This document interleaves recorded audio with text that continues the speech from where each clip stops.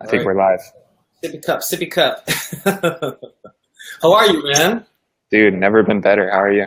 Dude, I'm super excited. I have to say I am super excited because I want to learn about video. I want to learn what you're doing because you're killing it, man. I got to see some of the stuff that you're doing.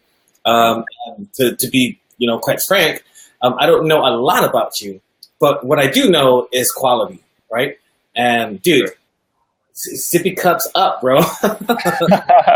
My bad. I feel bad. I don't have one to match you with. So for my sake, and then for everybody else that's going to be watching, your elevator pitch. Just hit us hard with who you are, why you did it. I guess who you are, and then where they can find you. Right? Got it. Got Yeah. it. Well, my name's Nick. I'm a video director. Also, kind of consider myself an engineer, and I'm really on a mission right now to empower, entrepreneurs, people on a mission, advocates, organizations, really working to empower them to use video to spread their message. I think it's the most effective way. I think it's the most, it's what people want, and it's the way people are communicating.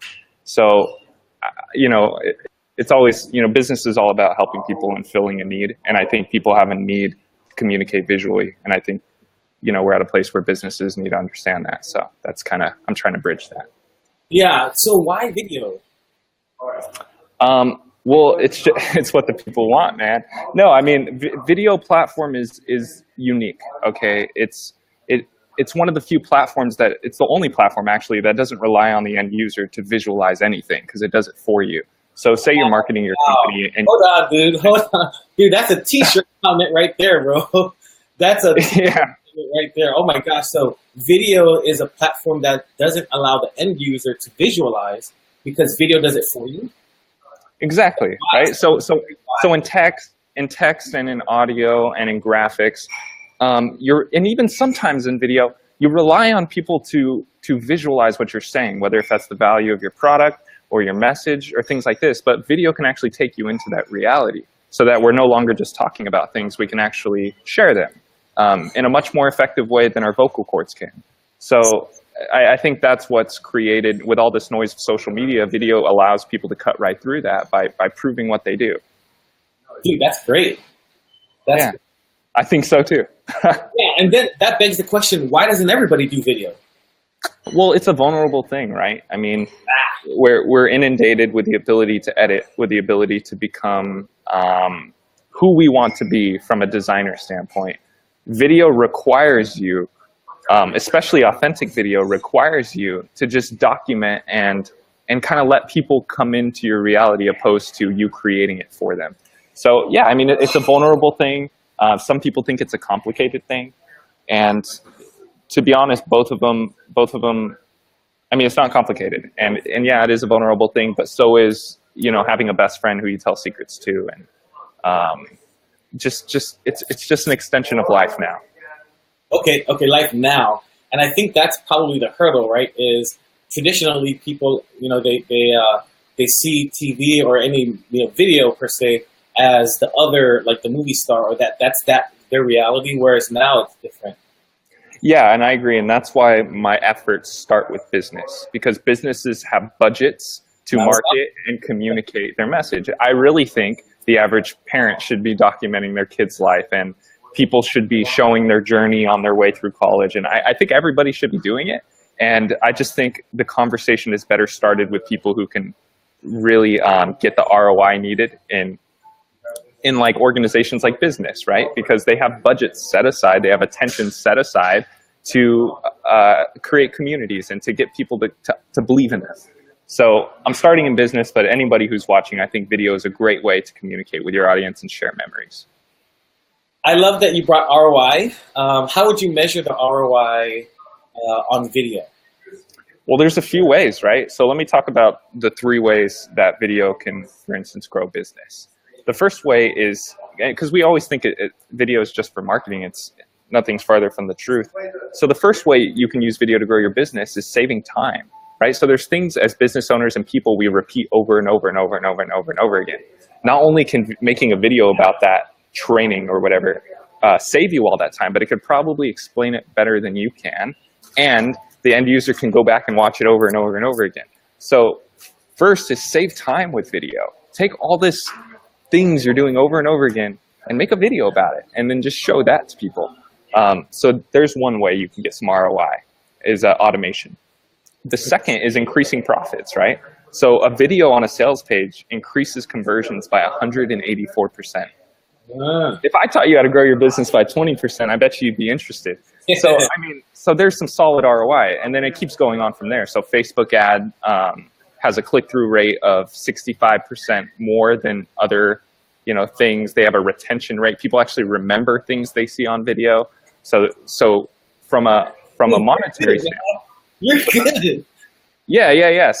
So from an ad platform and a sales page platform, video increases everything from there. And the last branch is impact, right?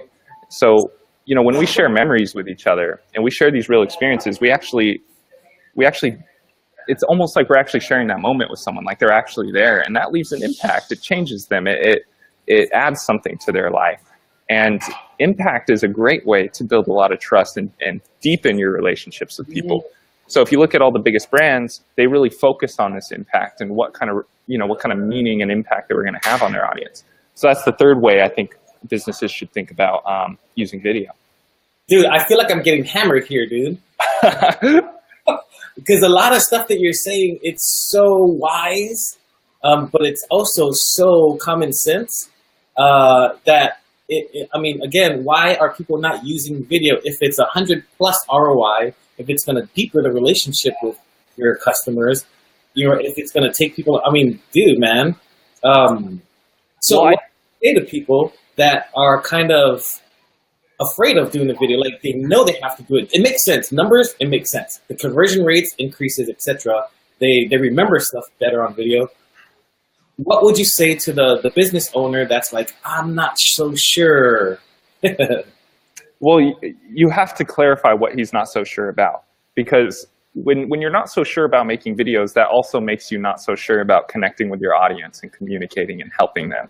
You can't have one without the other. So yeah, it is a weird thing to do, but so was, taking pictures of our food. That used to be like a weird thing to do, right? And then now it's a normal thing. So everything's weird till it's not weird. And I think video is right there. It's very recent that I think any business owner or employee can pick up a phone and make grade A content for their business. So I think to their benefit, yeah, you're right. This wasn't always the thing to do. You used to have to hire a videographer. It used to be proprietary, but now you have the power in your hands and the quality to be able to make something great. Yeah, and you teach people. So do you have a coaching program or a training program? Yeah, so I have a program I called Vlogging 101. It wasn't built. Okay, yeah. So it was more, vlogging is a very niche, a very niche section within the whole spectrum of video.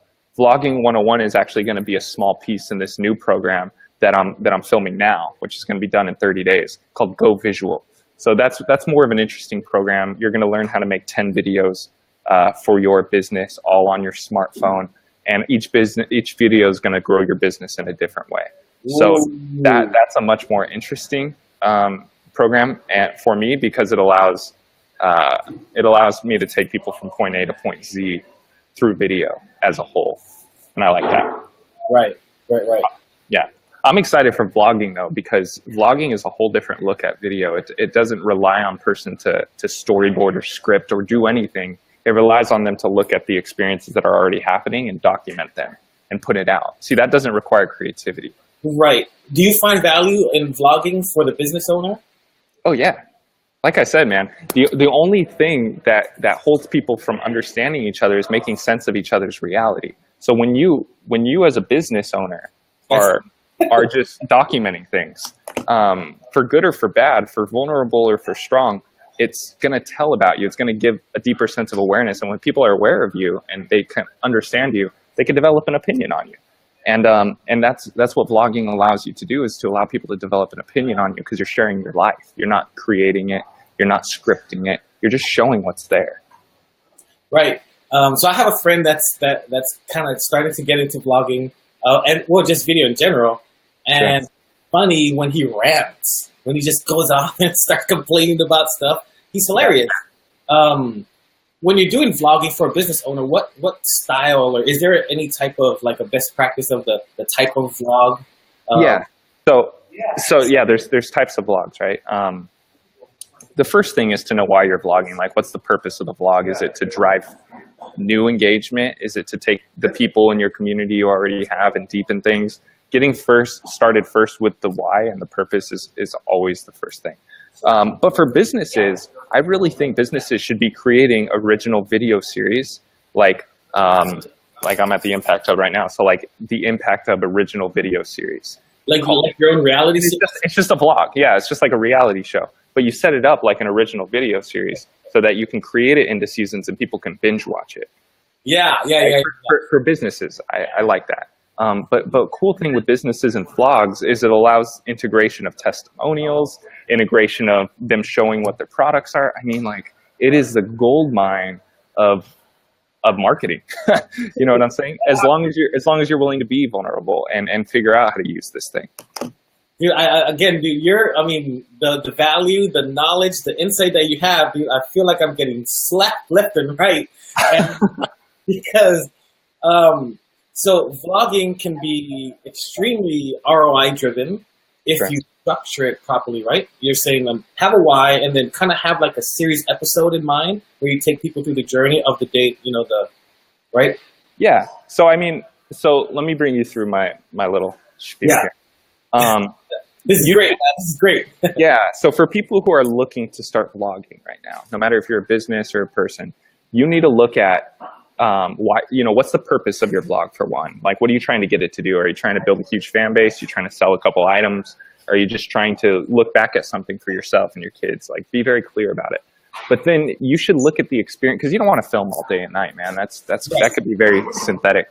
You want to look at the experiences you're having that are aligned with who you are and that could be interesting or valuable to other people. Capture those. Now, with that said, I bet you 90% of things you do are aligned with who you are and are interesting. I had a friend who didn't know what to shoot the other day on a vlog, and he just shot shots of a pineapple, and it had like nothing to do with him. But that vlog got more views than anything else. It was interesting. So don't underestimate what's interesting. I think that's where people get caught up. They're like, well, I don't know if things that I do are I don't think I'm interesting. I don't think that's interesting. I think that's BS. I think documenting your life is much more interesting than telling about your success. Documenting the journey, right, is more interesting than just talking about like all these cool milestones in the car. And I think it's much more interesting doing a vlog about how you in the middle of getting that car and saving that money. Going through college. What do you think about live streaming the vlog or just capturing it and then loading it separately? Live streaming the vlog? Yeah. So if it's valuable and interesting, that's what I say. You can create a 3-hour vlog if you can keep attention, right? Sure. So I live streaming. So let me tell you the difference between vlogging and a vlog. Jason, although you talk about your success a lot, a live streaming the difference between vlogging and a vlog. Vlogging is kind of like the action, right? So if I were to pick up my camera right now and take a clip right here and post it, I've vlogged, right. But I wouldn't consider that a vlog. A vlog is more of a formal montage of experiences, while vlogging is kind of just, capturing moments and broadcasting them. Video journal. Yeah. So if you want to make a vlog, like an actual vlog, you probably want to capture moments throughout the day and cut them together and put it out. That would be a vlog. But if you want to just start vlogging, you can live stream and just like bust it out. You can, you could just capture, someone falling in a ditch and post it. You don't need to edit it. That's vlogging. Yeah. Okay. Live stream. I hear, so my background is digital marketing, from the SEO, web design, Facebook ads, AdWords, all that stuff. And live streaming on YouTube, there was a time where you can live stream and rank videos like crazy. Recently, as of November last year, YouTube just started to do some crazy stuff with the live streaming. But there's a lot of value in live streaming. What are your thoughts on live streaming on YouTube versus live streaming on Facebook? Okay, cool. That's a good question. First, let's talk about the 3 things I think people should live stream. This comes straight out of my training. So I call it tick, which is training. I think training is a great thing to do on live because it allows that Q&A dynamic. Because live streaming is great, but you're still taking people's time and attention. So you still want to create things that are interesting.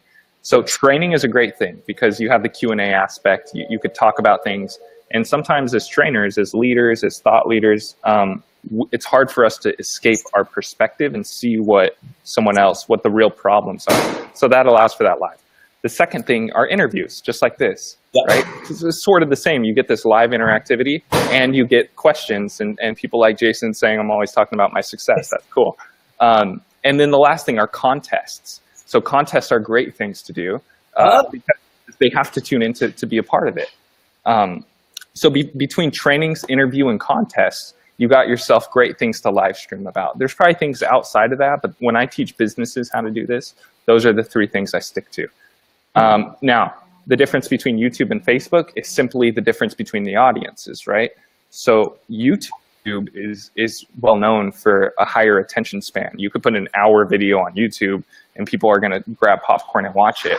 Facebook, you're really competing with, the cat videos and the virality. So the difference between the two, I would say, is time. You really want to move things faster on Facebook than you do on YouTube. YouTube is more of a destination. Facebook is more of not an intersection, but like a freeway. Like people are moving.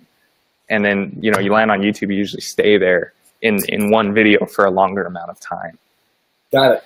So Will was mentioning something about shorter videos, right? And then using Facebook. So then that would... what was the question? Will said, if you can create a video that is 15 seconds or less, you treat it like a TV commercial, you can get on all 10 placements and can brand your company for a penny or less, right, on Facebook ads. Sure. Yeah, so Facebook ads is super cheap. So that would also take me to Instagram, right? So the shorter videos versus the longer ones. Would you create content on Facebook and then take that same one and dump it into Instagram, or would you create separate Instagram and then a longer version? Are we talking about ads or just content altogether? Content, just content, video content. Well, it depends on the content, but Facebook and Instagram have very similar lengths to me, just in my life, because I try not to make anything over a minute unless it's like a vlog and it's like an all-out piece of content. Okay. But for ads, the ads are a different story. I would design ads for Instagram, I would design ads for Facebook, and design ads for YouTube. And I think it's just the reason to do that is to acknowledge the different languages that are happening on these platforms. They're very different platforms, dude. Like you can go on Instagram and write long form copy, and people are like the amount of attention per post on Instagram surpasses Facebook, Twitter, everything, because people are spending more time per post. So you can use that to your advantage a bit on the form, on the text that goes with your video. So there's different things you can do. As far as the lengths and style, like I said, I would really look at each platform and design something new for that. Like even if it's like, you're on a video on Instagram and you like point up to the notifications thing where they can turn on notifications. Like there's little things that you can do very subtly that really show people you're there for them, opposed to trying to automate like everyone else, where you see the same thing there and then you got 500 emails in your email and it's just like, this guy isn't treating any he's just trying to get my attention. Got it. Right. Yeah. So being a little more intentional about that specific platform will take you further in building that relationship. Yeah, and I think that's a big issue that we're having is looking at these channels as distribution opposed to communities, right? So people seeing like Facebook, Twitter, okay, I'll just sign up for all of them. I'll just grab a bunch of followers and I'll just post my stuff all over that.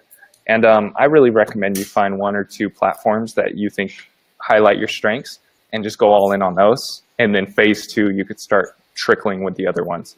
But you should really start owning your platform, whichever one works best for the value you're providing. That might be written, that might be photo, that might be this. But I think you should still use videos to drive to whatever platform that is. Yeah. So that's good. because that leads me to the whole ADD approach with Snapchat, Instagram stories, and then now Facebook's got their little thing. Yeah. Where do people go and do their short little snap or whatever? Because it's not something that I do a lot. I'm like, why go to Facebook when you can do it on Snapchat? And now Instagram, like, I don't even know. I just quit. I'm not going to do anything. Yeah. So I think it's the wrong question, right? I think it's, where is the audience? Go ahead. Okay. Like, I think a lot of people are like, oh, what's right for me? What's right for me? Right.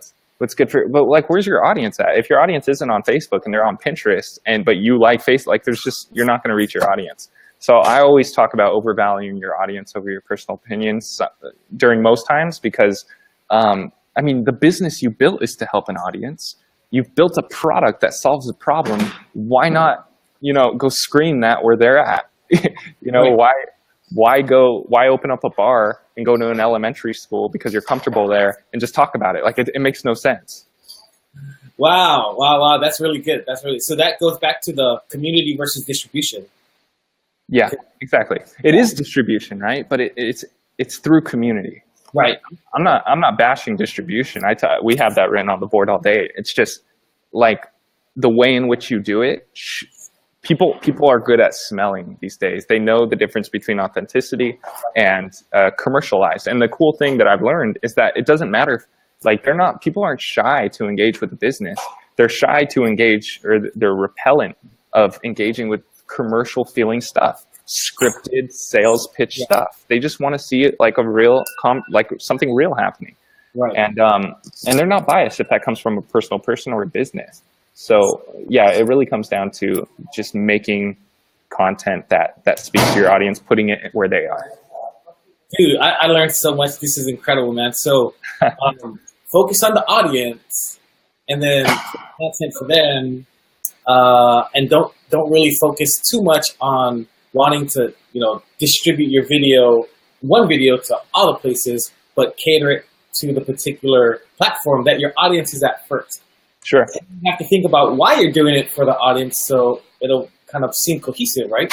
Yeah, and if that seems like too much work for you, then just stick to one platform and don't try to, if it's too complicated, well, then make it easy on yourself and just do Facebook, or just do Instagram. So yeah, I mean, like me, we're building a channel right now, and it's going to be a lot of YouTube going on, but we're going to be using Facebook as like a sizzle platform to create interest and to create new relationships that we could drive to that destination. So yeah, you just got to like figure out what kind of content people need to solve the problem and to create the kinds of conversations you want. Yeah, dude, you're beyond impressive. I knew you were impressive before, but now that we got to talk, I'm like, dude, this guy is incredible, man. So can you share what other program that you currently that exists now that people can go and find out more about you, take part of that, and then kind of hype up the program that's coming? Cool, man. Yes. So I have a program out right now called Vlogging 101. This program will help you understand how to capture the experiences around you and broadcast them. It's going to tell you why, it's going to tell you how, and all the way from how to build your concept to the equipment you'll need, to how to shoot, to how to edit, and to how to share, all on your smartphone. You can find that program on my website at nikhq.com. That's nikhq.com. And that's cool. But this new program I have coming out is just like going to be phenomenal. It's going to be a 30-day boot camp where you learn how to make 10 videos for your brand or business that grow your business in different ways. So every video is going to grow your business in a different way. You're going to join me as I shoot that video for another business, and you're going to watch every camera angle I get, how I make every single cut. And it's just going to be a phenomenal smartphone training. Smartphone training. Yeah, so I'm whacking away at smartphones first as my first layer. Then if people want to go advanced, I'll show them how to break out all the cameras. Oh, okay, wow, okay. Last question. How would you use, because a lot of people that will probably watch this that I'm going to end up sharing it with are marketing agency owners, entrepreneurs that are looking, that are certain clients.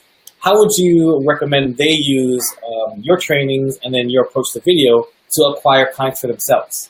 Clients? Yeah. So the whole idea here is that a lot of businesses already have the solution that people need. Like there's no awareness built around it. So make videos, because that's the current form of communication. It's like, that's how you're going to be able to tell people what you do. So there's so many types of videos you can make. But for instance, vlogging, if you just capture what you do, if you capture the people walking into your store, or you talking, coaching people live one-on-one, and people see that, they're going to be like, oh, that's what it's like. Just post it. Just put it out there. If you got money, boost it. If you got friends, have them share it. If you're in communities, add to it. Just get it out there, and it's going to catch fire eventually. But you can't do it for small-term gain. This has to be a long-term communication investment you're putting in on yourself, knowing that's what people want. It's not just because you want it, it's because that's the way people are receiving information right now, and it's obvious. 85% of content is going to be visual by 2020. If you do not learn how to communicate and market your content visually, you will not survive the digital landscape, and that's something I think every business owner should take seriously. Wow. So just do it, but do it properly with the proper why and knowing what you're going to do. Yeah, just put it out there. Just put it out there. Just take a video and put it out there. Forget. Man, you're incredible. I appreciate you. Yeah, I'm super impressed, man. Super impressed. So, any last words?